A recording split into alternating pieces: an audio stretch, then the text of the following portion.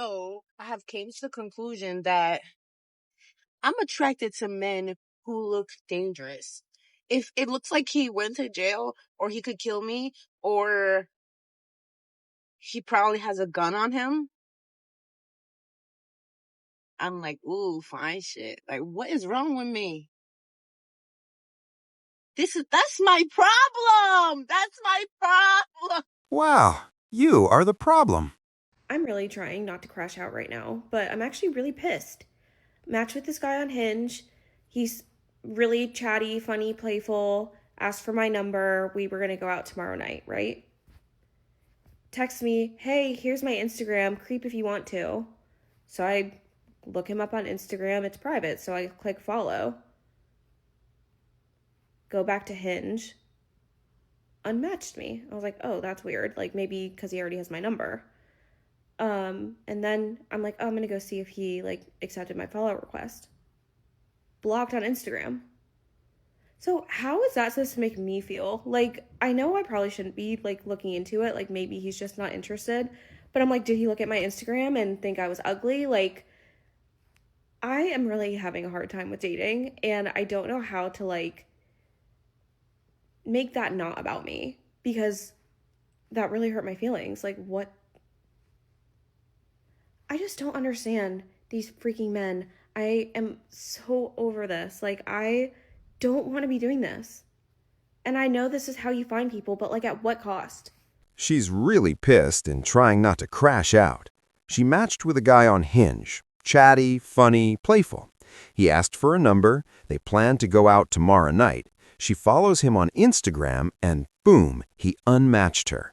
Now she's wondering if he looked at her Instagram, thought she was ugly, and it's hurting her feelings. She's having a hard time dating. Let me explain exactly what happened. Yes, he looked at your Instagram.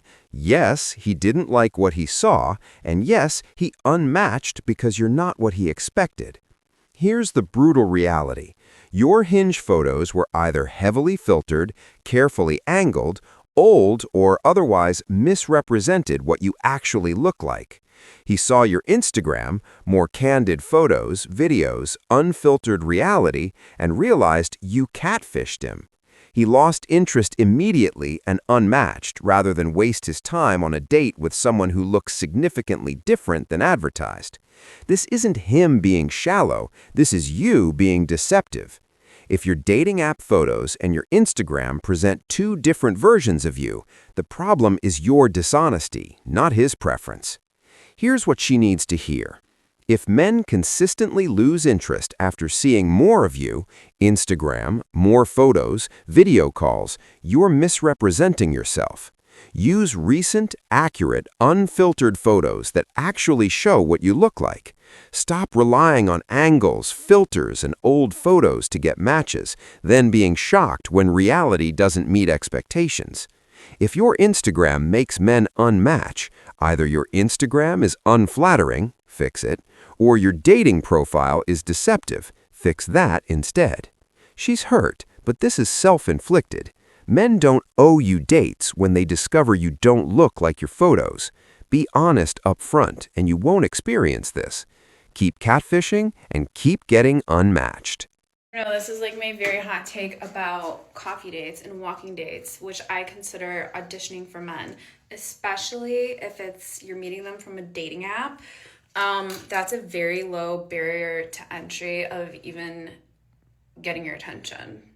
And I know it's bold of me to talk like this, just getting back from the gym and being sweaty, but like, think about it. He didn't have to get the guts to talk to you. He didn't have to strategize, come up with a cute line. What did he have to do? Send a like your photo, and then what did you do? Did you match with him and then message him first?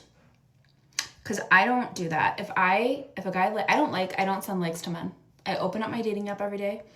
I see who's liking me.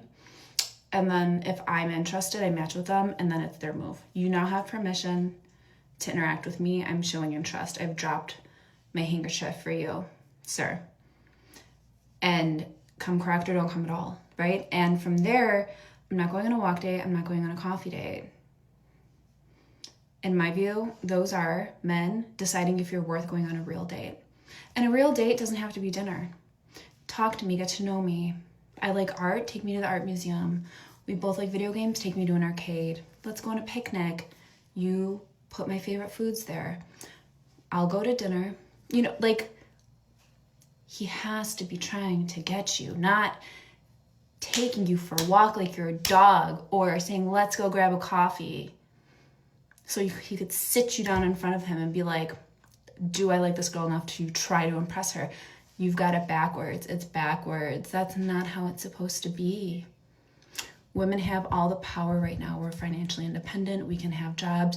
We have community with other women. We can go to therapy. We're taking care of ourselves. We have passions. We have hobbies. We have interests.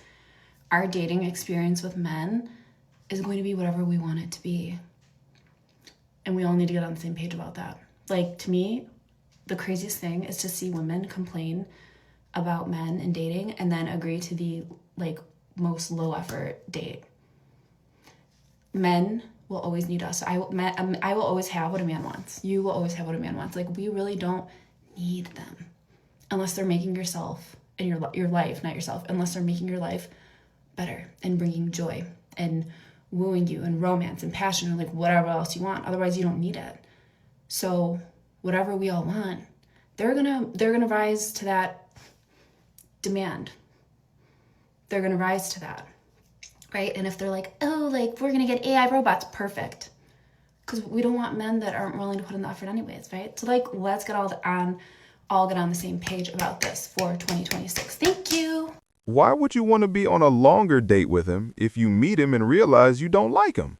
It's just as much a turn off for you as it is for him. Women say they're happy without a man because they can't get a man, they can't keep a man. Those are the women talking about stuff. Oh yeah, I'm 50, I don't need no man, I'm happy, I've never been so happy in my life. It's because you can't get a man or you can't keep a man, sis. That's why. So, and the other women hyping her up, oh yeah, women are happier now. You know how happy we are with our dogs? You know how happy we are with no responsibility and no man, trying to touch us and talk to us? It sounds gay. I'm sorry, but it sounds gay. If men walked around and said, you know how happy we are, bro, without women trying to touch us and love up on us and be up in our face, bro, I've never been happier. That's so gay. That is literally gay. So, for y'all to sit up here and to talk about how happy you are without having a male touch, without having a male in your house, about, oh, we decenter, man. This girl's so male-centered. She's so male-centered. We're supposed to be male and female centered. Y'all do know that's how all of us got here, right? We got here because people was hunching. We didn't get here because people had pets. I'm sorry. Y'all are getting on my nerves with this. Like, y'all are so annoying. Finally, a woman who gets it.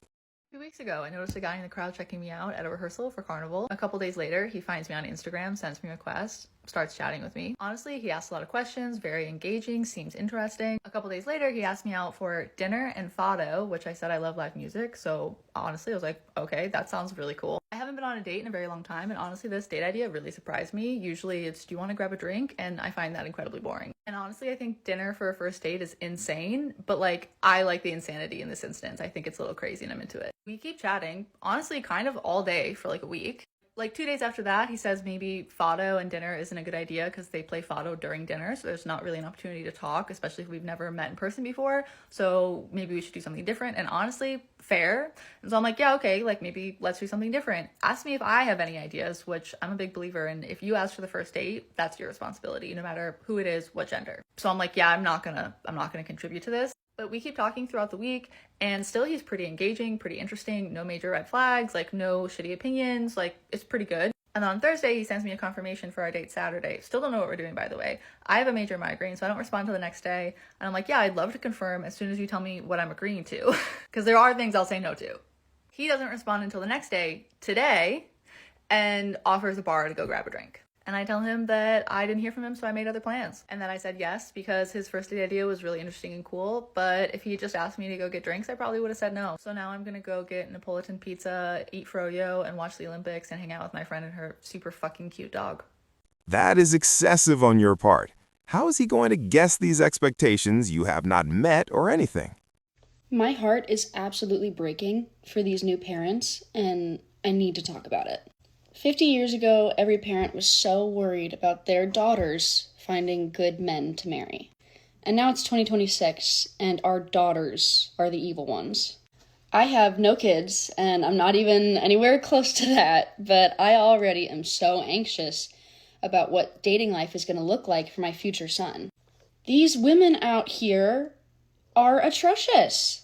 In my personal opinion, I know no women that aren't lying to men or saying awful things about men or just like honestly out here not being respectful to their future husbands. I don't go to bars, I don't go to clubs because I feel like that's not my thing. But it's every single woman I talk to is like, every Friday night I go out, every Saturday night I go out. That's where I need to be, is in the club. And it's like we're losing the plot. Like, what are you gonna do when it's time to settle down and find a husband? They're not gonna want you. Yeah, and unfortunately, the rare handful of women out here that are actually speaking out about it and trying to tell women to improve and just have good morals just get called a pick-me. Dating in this generation is a humiliation ritual. Please pay attention to what she is saying, ladies. Men are not the monsters you've been led to believe. The average guy has a heart of gold. I'm taking dating very seriously in 2026. I am very unsuccessful on any of the dating apps. I hate them. I just think they're gross. So I do understand that we're like 31 days or almost 32 days into the year. I get that. And I probably shouldn't be making so many rash decisions. But I'm going to, and I have. I have business cards being made currently. Like, I just ordered them. Some for myself and some for my friends. So my friends can all get some business cards with my number and my contact, or like Instagram or whatever, my contact information. And they can help me because I'm just not having any luck. Anyway, I'll keep you posted in like 4 to 7 days when they arrive. If you're unsuccessful on dating apps in 2026, here's why it's entirely your fault. You wasted your best years not taking dating seriously. You're now competing in a market where you have significantly less value than you did 5 to 10 years ago when you should have been prioritizing this. If dating apps aren't working, you're the problem. Either you're not attractive enough for the men you want, or you're too picky for the men who want you. Your lack of success is direct feedback from the market telling you that what you're offering doesn't match what you're demanding. Taking dating seriously now doesn't erase the years you wasted or magically increase your value. You're late, you're disadvantaged, and you're competing against younger, more attractive women. Fix yourself. Lose weight if needed, lower your standards to reality, improve your personality and cooperation, present yourself honestly. Or accept that you'll stay unsuccessful because the market has assessed you and determined you're not worth what you think you deserve. I was at a bar this weekend and I'm talking to this guy and he asked me how old I am. I say I'm 26 and he goes, "Wow, you look great for your age." I said, "How old did you think I was?" He said, 22. Like, you look amazing. For your age? I'm 26. Am I old? Like, is that an old number? So I came home and I told my brother that story and he said, "Well, yeah, you're turning 27 this year. So yeah, you're about to be 30. You are old." I said, "Oh my God, kill me." Dating in 2026 is literally psychological warfare. I think I would rather start picking up drinking and smoking at an unhealthy level because the way this year's going so far, someone get me a fucking cigarette. Talking to this guy on Hinge for a few weeks and he's already giving me the vibes of being like obsessed with me. Like, he wants to make me his girlfriend. He's saying all the right things. Finally pick a date and time that works to go to dinner. He picks the restaurant, he makes the reservation, and he's telling me that he's going to like bring me flowers and all the things. I don't let men pick me up on the first date because it gives just a little bit of a scary vibe. And so I went to go meet him at the restaurant. I get there and the host is like, "Your other party's not here yet, but we'll go ahead and get you sat." I'm like, okay, no big deal. He's running a little bit late. There was a reservation. So, 10 minutes goes by, 15 minutes goes by, and I'm starting to get really anxious. So I'm texting him, and then I even tried calling him. It's going straight to voicemail. And so I'm like, let me check Hinge, because your mind just starts going and jumping through all these hoops of like, there's no way I'm getting stood up right now. That's like, that can't be the answer. You better be in like a car accident, but still trying to get to me. I go on Hinge. This fucking ogre unmatched me. I want to cry just talking about this, because like, why would you put someone through all of that? Well, you're fucking lost, Jonathan, because I had packed an overnight bag. I had brought lingerie, spicy cubes for us. It was about to be crazy. I was going to put this thing on you. Guys, get it together. Stop wasting so much time. She's saying dating in 2026 is psychological warfare because her date made reservations at a restaurant and then ghosted her, didn't show up, while she did. Let me provide some perspective. Getting stood up once is not psychological warfare. It's a normal dating disappointment that men experience constantly. Here's what actually happened. A guy made plans, then changed his mind or found a better option and didn't show up. Rude? Yes. Disrespectful? Absolutely. But psychological warfare? Dramatic overreaction. Men get stood up, flaked on, and ghosted routinely, sometimes after investing significantly more than just showing up to a restaurant. We drive across town, waited venues, get last-minute cancellations, have dates not show up, or get ghosted mid-conversation without explanation. And we're expected to handle it silently and keep trying. She experiences it once and calls it warfare. The entitlement and lack of resilience is staggering. Here's the accountability piece. Why are you choosing men who ghost and stand you up? What red flags did you ignore during your conversations with him? Are you pursuing men out of your league who have better options and see you as disposable? Have you done this to men before, and now you're experiencing what you've done to others? Getting stood up sucks, but framing one bad experience as psychological warfare reveals you're not emotionally mature enough to handle normal dating setbacks, you're not used to being treated poorly because you've had abundant options your whole life, you're experiencing what men deal with regularly and can't handle it. Dating in 2026 isn't warfare. It's just that you're finally experiencing the disrespect, flakiness, and low investment that men have always dealt with. Welcome to equality. Handle it better. Of course, men are not making angry responses to my video calling them losers, because men get called losers on this app every single day. And that's part of the reason why men are typically better at taking accountability than women. You know why? We tell men the truth. Men tell other men the truth. They will tell their friend, hey, you're fat. Hey, you're not good looking. Hey, you're not smart, and mean it. And you know what happens with those men? Oftentimes, they work on it and actually get better. However, let's take a look at us, ladies, because we do not tell each other the truth about almost anything. You will let your girlfriend go out there raggedy, and you'll be in her comments, yes, slay, boss, queen, you look like a 10 out of 10. You're lying, and you know it. And on top of that, we'll put on silly little names like, oh, she's just a girl. I'm just a girl. You ran up your credit card to $20K. That's not just a girl. You caused an accident that almost killed somebody. You're not just a girl. You're sleeping around with way too many men for you to keep track of and cheating on your spouse. You're not just a girl. You're a terrible human being. And I'm tired of women allowing other women to be terrible human beings. On my side of TikTok, I will call out the men who are terrible and the women who are terrible, because there's terrible people everywhere. And we have to get away from this idea that it's just the men.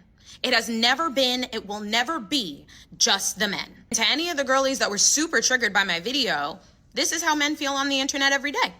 Congratulations. Welcome to equality. Women saying this stuff makes me so happy, because I also see men talking about women's issues. So we're finally getting a system where problem people will actually listen, because the same gender is telling them what they're doing wrong. Maturing is realizing no behavior is unique to any socioeconomic demographic. Women are asking men to be more emotionally open, but then they get shamed when they do that. We beg guys to open up, we beg them to let us in, and then when they do, we can't stomach it. And I heard that over and over in my research. And women say that they want these guys to be emotional, but as soon as they show emotionality, it can freak those women out. So one guy that I spoke to for this said, I went on a few dates with this woman. At some point, I told her that my mom had had a suicide attempt. And the next day she texted me and said, I'm sorry, I can't see you. I cannot process your emotional trauma for you. And so guys are getting a lot of mixed messages. We want you to be feminine. We want you to support us. But when you do, it freaks us out. And so we don't want that. And digging into the research, and I want to look into this more, I think it's that a lot of women want emotional support. They want you to support them in their emotional journeys, but they're not as ready to have you open up in your emotional journey. Gentlemen, don't open up. Even the research says not to. They want the benefits. They don't want the cost that involves for them. Because what women say and what women are attracted to are not the same.